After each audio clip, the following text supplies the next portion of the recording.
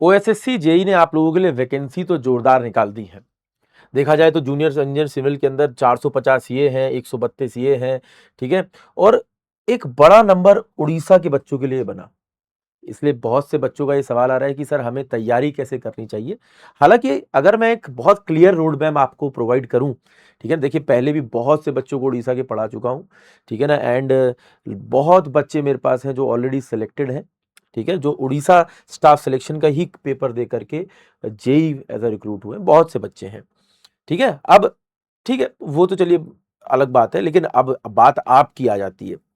देखिए इसमें हमें भी पता है कि प्रिलिमिनरी पेपर है, और फिर प्रिलिमिनरी के बाद फिर आपका वो मेंस का पेपर है, ठीक है। फिर अर्थमेटिक और ये नॉन टेक वाला पार्ट तो देखिए आप लोगों को, ठीक है ना, कवर करना ही करना है। इसमें तो बहुत क्लियरली पता है कि जी अर्थमेटिक में ये पढ़ेंगे, लॉजिकल रीजनिंग में ये, करंट अफेयर में ये, ठीक है। इसमें मुझे लगता है कि आपको बहुत ज्यादा प्रॉब्लम आती भी है तो कमेंट करके बता दीजिएगा, इस पे अलग से बता दूंगा। मेरा मेजर फोकस अभी आप लोगों के इस टेक्निकल पार्ट के ऊपर है, और इस टेक्निकल पार्ट का पूरा सिलेबस आपके जो ये है नोटिफिकेशन में दिया गया। लेकिन हैरानी की बात ये कि मैं अभी आप लोगों को इसका पूरा पेपर सॉल्व भी करवा रहा हूं, अगर आप देखेंगे, ठीक है। तो इसके पेपर के अंदर मुझे बहुत से ऐसे सवाल आप लोगों के लिए देखने को मिले हैं, ठीक है। देखिए अभी दिखाता हूं, ये देखिए अभी मैं पेपर सॉल्व कर रहा हूं आप लोगों के लिए। तो कॉन्ट्रैक्ट से, टेंडर से, कंस्ट्रक्शन प्लानिंग वाले पार्ट से, बहुत इसके अंदर प्लानिंग वाले हिस्से पर ज्यादातर फोकस किया गया है, ठीक है ना, इस पेपर के अंदर। और आप देखेंगे तो कंस्ट्रक्शन प्लानिंग वाला बहुत अच्छा हिस्सा देख, आपने ये नहीं सॉल्व किया तो मैं आप लोगों के लिए चैनल पर इसकी पूरी प्लेलिस्ट भी बनवा दूंगा। तो आपको सबसे पहला स्टेप तो देखिए इसका पेपर देखना चाहिए, ठीक है ना। सबसे पहला स्टेप नंबर 1 आपका ये है कि यू नीड टू सॉल्व, ठीक है ना, सॉल्व ओएसएससी जेई पेपर। और मान लेते हैं अभी तक आपने नहीं भी सॉल्व किया है, तो मैं अपने टेलीग्राम के अंदर इसका पूरा सोल्यूशन आपको प्रोवाइड करूंगा, ठीक है ना। तो वहां से आप इसका पीडीएफ ओपन करके इसका पूरा पेपर जरूर देखें। इसका पेपर अगर आप देखेंगे तो बाकी के हर पेपर से बहुत अलग है। क्यों अलग है मैं बता देता हूं। देखिए इसमें एक तो वन लाइनर क्वेश्चन जो खासकर जेई एग्जाम्स में आते हैं, अगर आप अपने ही पेपर का 2014 का 2015 का पेपर देखेंगे तो उसमें वन लाइनर सवाल है, ठीक है ना। 5 ऑप्शन आते थे, अगर आपको याद हो, जो बच्चे पहले से तैयारी कर रहे होंगे उनको आइडिया भी होगा। लेकिन अब इसमें 5 ऑप्शन नहीं आते, 4 ही ऑप्शन आते हैं, एक। और पेपर की अप्रोच बहुत स्ट्रांग कर दी है इन्होंने ड्रास्टिकली 2023 के बाद से। अब 2026 के इस नोटिफिकेशन को आपको अगर देना है, ठीक है ना, तो आपको सबसे पहले मैं यही रिकमेंड करूंगा कि आप इसका पेपर देखें, क्योंकि इसके पेपर को देखे बिना आप ये आइडिया ही नहीं लगा पाएंगे कि ये पेपर चाहे एसएससी हो, आरआरबी, जेई हो, इन सब के पेपर से बिल्कुल अलग है, बिल्कुल अलग थलग पेपर है।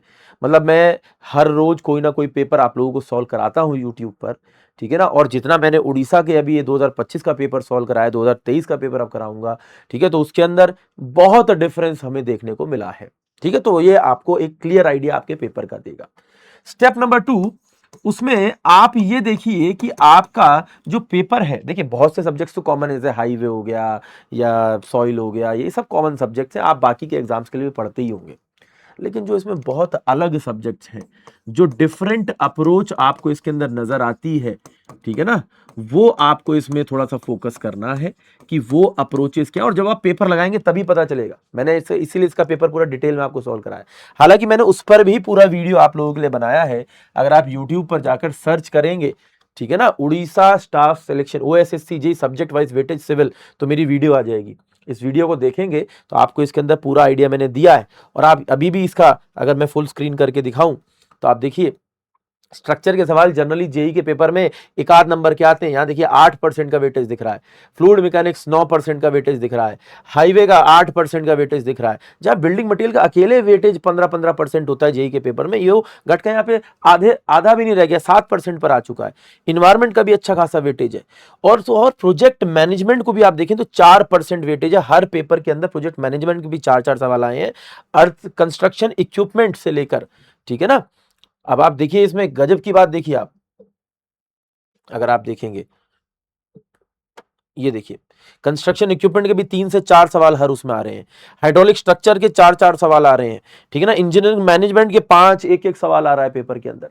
यानी कि इस पेपर की जो अप्रोच है वो यहां पर आप मेजर पार्ट पर फोकस कर रहे हैं, वो तो सभी कर रहे हैं, लेकिन ये जो हिस्सा है इस पेपर को डिफरेंट बनाता है।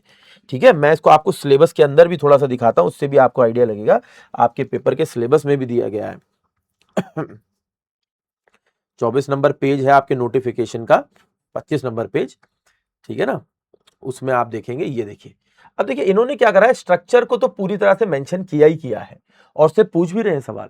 जैसे मोनो पोर्टल फ्रेम के ऊपर इन्होंने सवाल पूछा है 2025 के अंदर, ठीक है ना। फिर शियर फोर्स बेंडिंग मोमेंट पर भी सवाल आए हैं, सॉइल मैकेनिक्स से भी सवाल है, कॉम्पैक्शन को लेकर के स्टेटमेंट बेस्ड सवाल, और वन लाइनर सवाल बहुत कम है इस पेपर में, जो कि जनरली पेपर में हमें जेई के पेपर में देखने को मिलते हैं। ठीक है, और बिल्डिंग मटेरियल से भी सवाल इसमें कम है, बिल्डिंग मटेरियल से, वरना हर पेपर में सवाल ज्यादा होता है।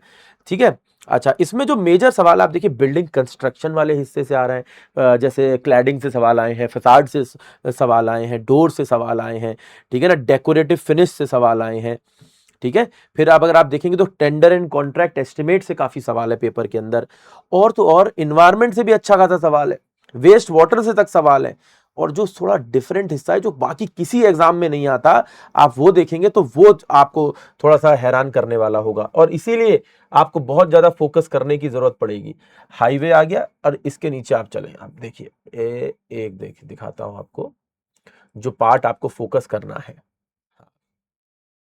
ठीक है, ये देखिए, ये entrepreneurship and management smart technology. अगर आप देखेंगे तो ये सवाल, इससे इन्होंने ज्यादा सवाल नहीं पूछा, ठीक है ना, लेकिन इन्होंने पता है कहां से पूछा, ये जो हिसाब देख रहे हैं, project report preparation, management principle से सवाल, जो 9 प्रिंसिपल्स हैं फोयर्स के, उससे सवाल पूछा हुआ है। ठीक है ना, फिर आपका ये क्या कहते हैं, इससे सवाल बनाए इन्होंने काफी, नहीं नहीं, यहां से भी नहीं बनाया है इन्होंने मेजरली। अगर आप देखेंगे, ये अभी दिखाता हूं एक, ये पीडब्ल्यू के डी के जो कॉन्ट्रैक्ट हैं, टेंडरिंग कॉन्ट्रैक्ट वाले पूरे रूल्स एंड डॉक्यूमेंट, इससे सवाल बनाया है।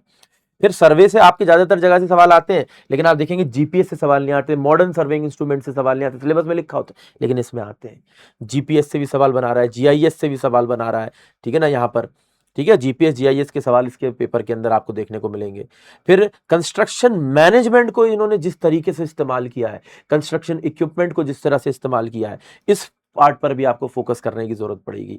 ठीक है, तो construction planning, material store management, ठीक है ना, construction organisation, labour management, equipment management, ठीक है ना, सेफ्टी मैनेजमेंट, इन सब से, यहां से, ये हिस्से से, जैसे रोल ऑफ वेनरेबिलिटी। अब देखिए एक एग्जाम के अंदर ये बहुत इंपॉर्टेंट होता है कि सिलेबस तो उन्होंने बहुत लंबा दिया हुआ है अगर आप देखेंगे, लेकिन आपको इनकी पेपर की समझ से समझना होगा किस हिस्से पर आपका प्राइम फोकस होना चाहिए और किस हिस्से को आपको डाइल्यूट करना, मतलब उस पर हल्की फुल्की देखनी है, नजर डालनी है बस। क्योंकि एक कॉम्पिटिटिव एग्जाम के अंदर आप सोचिए कि अगर मैं पूरा एकदम ऐसे पूरा पढ़ लूं, तो आज के लिए तो आपको सिविल गुरु बनना पड़ेगा, 10 साल बनना अपने लगाने पड़ेंगे। ठीक है ना, और 10 साल का समय नहीं है आपके पास है 6 महीने का समय। ठीक है ना, 4 महीने का समय, 6 महीने का, उसके अंदर आपको बहुत सिलेक्टिव और बहुत इफेक्टिव पढ़ना पड़ेगा। और यहीं पर रोल आ जाता है कि आप अपने पेपर को पहले समझें और फिर पेपर के हिसाब से सिलेबस को आइडेंटिफाई करें। ठीक है ना, और आइडेंटिफाई करके फिर उस हिस्से को पढ़ना शुरू करें। अब जैसे एडवांस कंस्ट्रक्शन टेक्निक है, इसमें फाइबर से भी सवाल आ रहा है, आपके प्लास्टिक से भी सवाल आ रहा है, वॉल देखो, क्लैडिंग आ गया, क्लैडिंग से सवाल आ रहा है। ठीक है ना, प्री फैब्रिकेशन से उन्होंने ज्यादा सवाल नहीं पूछा है, लेकिन construction and earth moving equipment से बहुत सवाल पूछा है। तो इस पार्ट पर भी आपको फोकस करना पड़ेगा। तो इसके रोड मैप के अंदर ये जो सिलेबस है जिस पर आपको फोकस करना है, वो आप पेपर से भी समझेंगे, मेरे इस वीडियो से भी समझेंगे, ठीक है ना, और पेपर सोल्यूशन जो मैंने कराया इससे भी समझेंगे। ठीक है, अब ये आपकी क्लैरिटी बिल्ड हो गई जी कि मेरे को आपने वो अप्रोच मैंने अपनी निकाल ली, डिफरेंट अप्रोच, वो डिफरेंट सब्जेक्ट्स, वो टॉपिक्स जो मेरे उड़ीसा के पेपर के लिए बहुत इंपॉर्टेंट है। और जैसे कि मैंने बताया कि ये उड़ीसा और आपको किसी और पेपर में मिल भी नहीं रहे हैं, इसके टॉपिक्स भी, इसका जो मटेरियल भी है, आपको देखेंगे तो बहुत ज्यादा जगह मिलेगा भी नहीं। ठीक है ना, तो इसीलिए आपको अपने मटीरियल को गैदर करना है। ठीक है ना, राइट रिसोर्सेज से।